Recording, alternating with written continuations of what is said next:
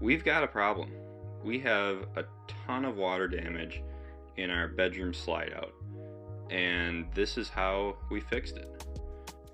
The first step of this whole process is getting room to work. So I had to take apart the bed frame, get the bed out of there, and give myself some room to work. This is a little different than if you were doing this without remodeling your entire camper, but this is how we did it because we were tearing everything apart.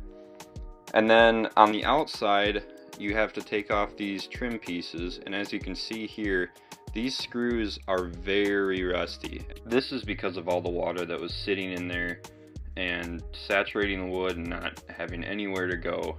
So you have to continue by taking all these trim pieces off, and there's a lot of goo and caulking that needs to be cleaned off as well, as you can see here. And this corner was not as bad as the other one, but you can see it is pretty black and very water saturated. The inside was not super bad yet, but this other side is very bad.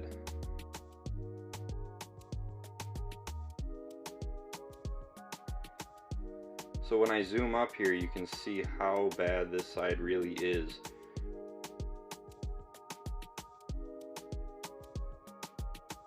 After taking all the trim off on the outside, you have to take this ram apart and separate it from the rest of the slide out.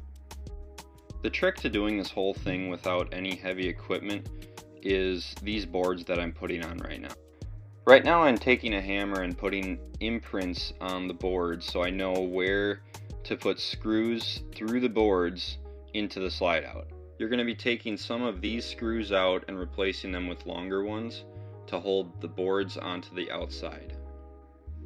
This is all something that can be done by yourself, but thankfully I did have some help. This is my father-in-law, Rich, and he's helping me right now jack up the slide out evenly on both sides so we can remove the floor. It's a little tricky to try and get it leveled out just right with the jacks, but if you try it enough, you can get it set up just right so you have clearance underneath the floor in between the actual camper itself. So now what you can see that I'm doing is I'm taking out the screws holding the floor itself to the slide out.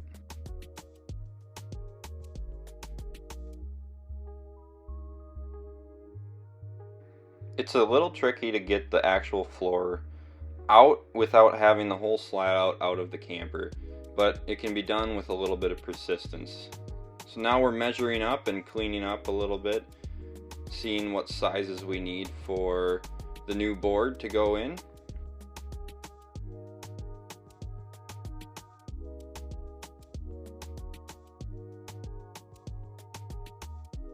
Next stop was Home Depot, where we got the board we needed cut to size, and we had them cut it because I don't have a saw big enough to cut this board as nice. So then right here I'm sealing the board up to give it a little extra protection and getting the carriage bolts in for the angle iron to connect to the hydraulic ram on the inside.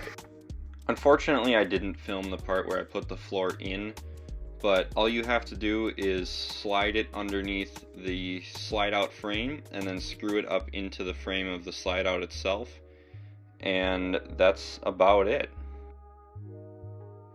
After it's all in, then you just have to connect the angle iron back up to the hydraulic ram.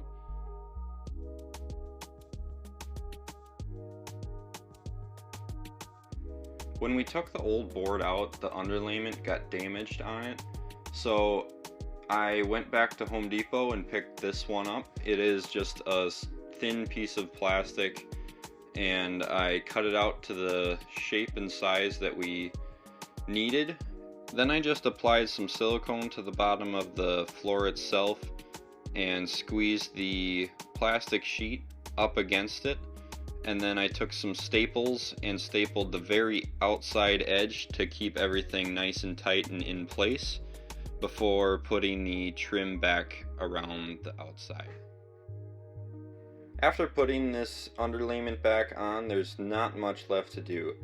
You just have to take those boards off, reseal the holes that you took those screws from, putting the old screws back in, clean up a little bit, and then recaulk all of the trim that you took off and reinstall all of that. After the outside's all done, all you gotta do is finish up the inside by putting whatever kind of flooring you want back in there, and then putting your bed frame back in and your bed back in, and then you're all set. Hope you enjoyed. Thanks for watching.